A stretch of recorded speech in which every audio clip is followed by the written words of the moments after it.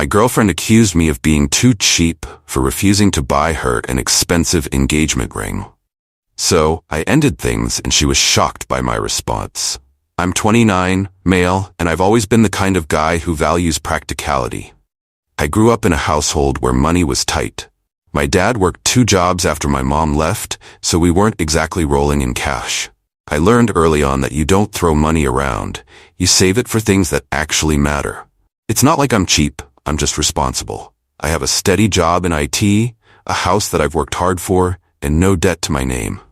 I figured I was doing pretty well. Then I met S. She was 27, and everything about her was, well, different.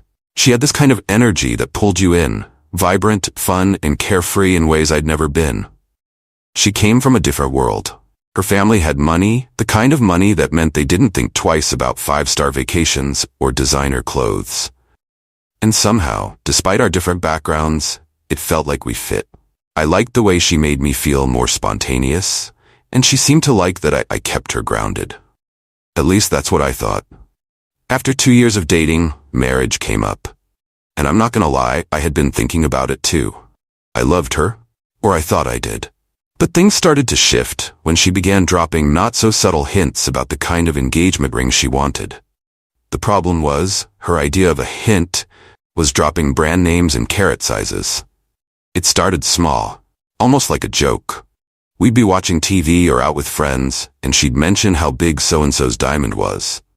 At first, I didn't think much of it. I figured it was just something girls did. Talk about engagement rings, right? But it became clear real quick that she had specific expectations. Expensive expectations. One night we were out for dinner, and she brought it up again.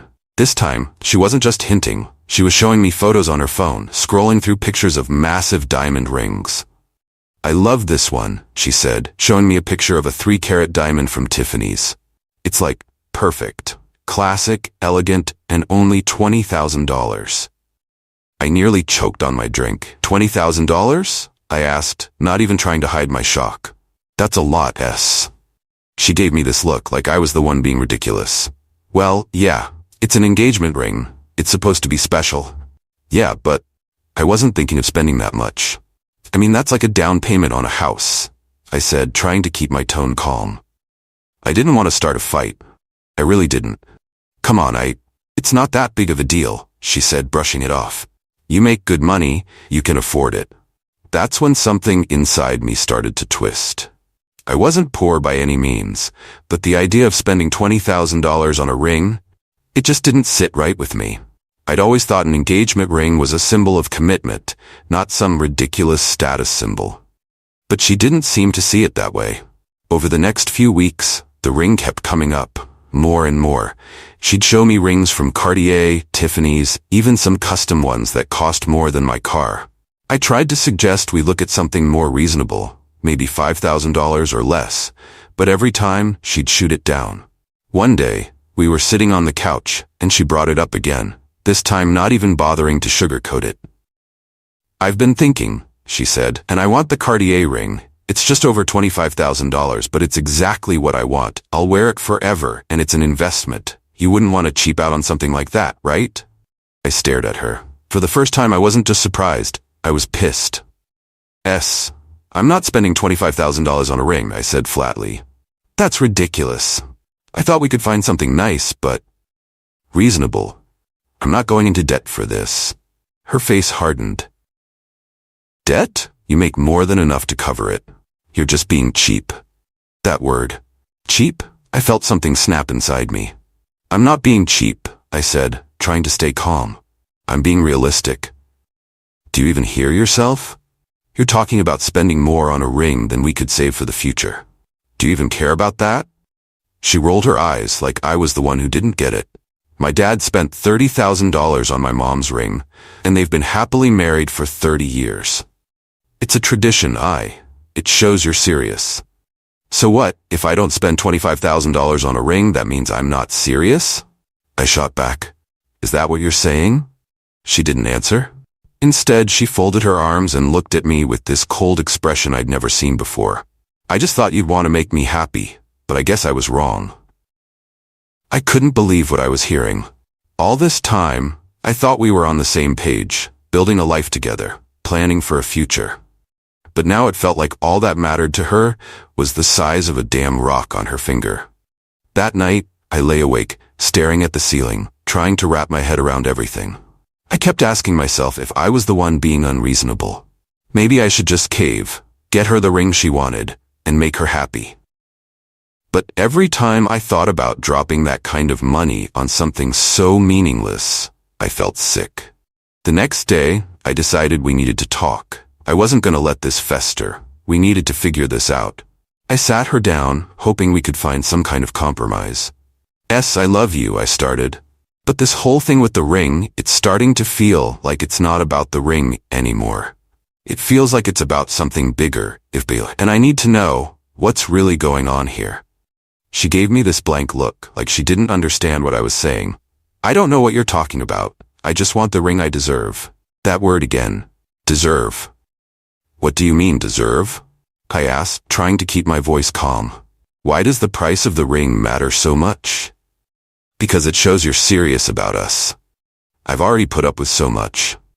You don't take me on nice vacations, you don't spoil me like other guys would, and now you're telling me you can't even buy me a proper ring? It's embarrassing. There it was. The truth, laid bare. I didn't realize you felt that way, I said slowly. So all this time you've been with me because, what? You've been waiting for me to step up and start spending more money on you? I didn't mean it like that, she said quickly, but I could tell she was lying. I thought you'd want to make me happy. I've had to settle for less in this relationship for too long. Settle for less. Something snapped inside me. You know what, I said, standing up. I'm done. If a ring is all it takes for you to question whether I'm serious about us, then maybe we're not meant to be together. I can't keep doing this. She blinked, clearly not expecting me to say that. What? You're breaking up with me over a ring? No, I said, my voice shaking with anger. I'm breaking up with you because I've realized that this whole relationship has been one-sided. You've been expecting me to change, to spend money I don't want to spend, to be someone I'm not, and I'm done trying to live up to your standards. I want someone who loves me for me, not for what I can buy. She stood there, stunned. I could see the wheels turning in her head, trying to figure out how to salvage the situation. She stepped closer to me, her voice soft. Wait, I didn't mean it like that. I just got caught up in the moment. I don't really care about the ring. But it was too late. I had already seen the truth. I'm done, I said again, grabbing my keys and walking out the door. Over the next few days she tried texting me, calling me, trying to make things right.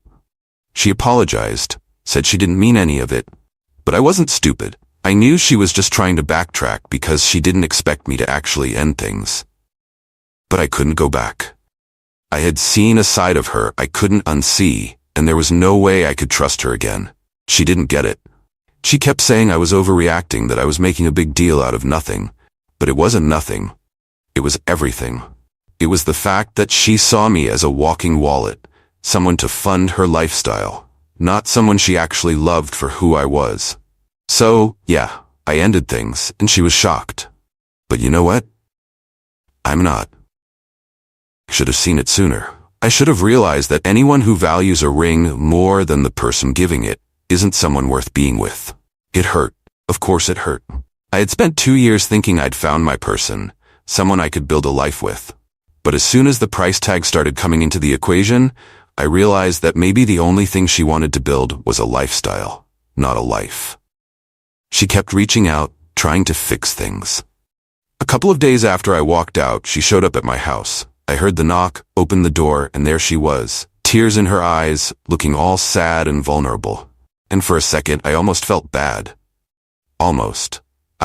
Can we just talk, please? I didn't mean what I said. I got caught up. I'm sorry. She was standing there, looking up at me like she was really sorry. But I couldn't shake the feeling that this wasn't about us. This was about the fact that I'd called her out. I'd pulled the rug from under her, and she was scrambling to regain control. Still, I gave her a chance. I stepped aside and let her in. She sat down on my couch, fidgeting with her hands, while I stayed standing, arms crossed. I wasn't going to make this easy for her. So, talk. I feel like maybe we're both overreacting, she started, her voice soft like she was trying to play the victim. I love you. I don't want to lose you over something as silly as a ring. It doesn't even matter to me anymore. Doesn't matter anymore, huh? I said, not even trying to hide the skepticism in my voice. Because last time we talked, you made it pretty clear that it mattered a lot. You called me cheap, S. You basically said I wasn't serious about us because I didn't want to spend a fortune on a ring. So, what changed? She hesitated, biting her lip. I said those things because I was upset. I felt like maybe you didn't care about what I wanted, and I lashed out. But I've had time to think, and I realized that I don't care about the ring. I just want to be with you. Her words sounded sincere, but I wasn't buying it. Not this time. You know, S, I said, leaning against the wall, I've been thinking too, and I realized something. I don't think this is just about the ring. I think this is about the fact that we don't want the same things. You want a life full of nice things, expensive things. And that's fine. But that's not me. I'm not going to spend my life trying to keep up with what you or your friends think I should be spending money on. That's not what I signed up for. She stared at me, eyes wide, like she couldn't believe I was still standing my ground. But I don't care about that stuff, she insisted. I was just being stupid. I don't need all those things. I just want us to be happy. I shook my head. S, this isn't the first time this has come up. The ring was just the final straw. What about all the vacations you insisted on, even though you knew I couldn't afford them? Or the gifts? Every birthday, every holiday, you had these crazy expectations, and I tried to make you happy. I did, but I can't keep doing this. I can't keep pretending that money doesn't matter. It does, and I'm not going to go broke trying to live up to your standards. She looked at me, eyes wide, her voice trembling. So, that's it? You're just giving up on us? Over money? I felt a wave of frustration wash over me. It's not just money, S. It's what the money represents. You've never been happy with what I could give you. You've always wanted more, and it's never enough. That's the problem. And I'm not going to spend the rest of my life feeling like I'm not enough. For the first time, she didn't have a comeback. She just sat there, staring at the floor, as if she didn't know what to say. And honestly, I didn't know if she really understood what I was saying, or if she was just upset that things weren't going her way. After a long pause, she looked up at me, her voice barely above a whisper. I didn't realize you felt that way. I sighed, running a hand through my hair. Yeah, well, now you know. She sat there for a moment, silent, and then stood up. I guess I should go. I nodded. Yeah, I think that's best. She walked to the door, and just before she left, she turned back to me. I hope you know I did love you. I still do. I didn't respond. I just stood there, watching as she walked out the door, closing it behind her. And that was it. It was over.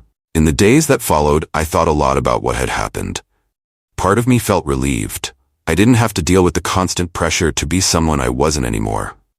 But another part of me felt sad. Not because I missed her, but because I realized how blind I'd been to the red flags. The truth was, I had seen them all along, but I chose to ignore them. I had convinced myself that it was just a part of who she was, that we could make it work. But in the end, it wasn't just about the ring. It was about our fundamental differences in how we saw the world, in what we valued. A few weeks later, I ran into a mutual friend of ours, someone who had been friends with both of us since we started dating. We grabbed coffee, and eventually the topic of the breakup came up. I wasn't going to say much, but the friend already knew the story. S had apparently been talking to everyone about it, trying to paint me as the bad guy who wouldn't buy her the ring she deserved. What do you think? I asked, half joking, half serious. Was I really that cheap? The friend laughed, shaking her head. Honestly? No. Everyone knows S has always had these crazy expectations. She's been like that forever. I mean, she's great in a lot of ways, but yeah, you were never going to win that battle. I nodded, feeling a sense of validation. Yeah, I figured, but it's good to hear it from someone else. We finished our coffee, and as I walked home, I couldn't help but feel lighter. It was hard, sure, but breaking up with S was the best thing I could have done. I wasn't going to spend the rest of my life trying to meet someone else's impossible standards. I wanted a partner, not a person who measured love by how much I spent on them. So that's where I'm at now. Single, but at peace. And if there's one thing I've learned from all this, it's that money doesn't define love. How you treat each other does. And I'd rather be alone than be with someone who thinks a price tag defines my worth. If you're ever in a situation like mine, just remember, a relationship is a two-way street. If someone's constantly measuring your love by what you can buy them, maybe it's time to walk away. And hey, if you enjoyed this wild ride, hit that subscribe button. Who knows? Maybe the next story will be about the time I dodged another bullet.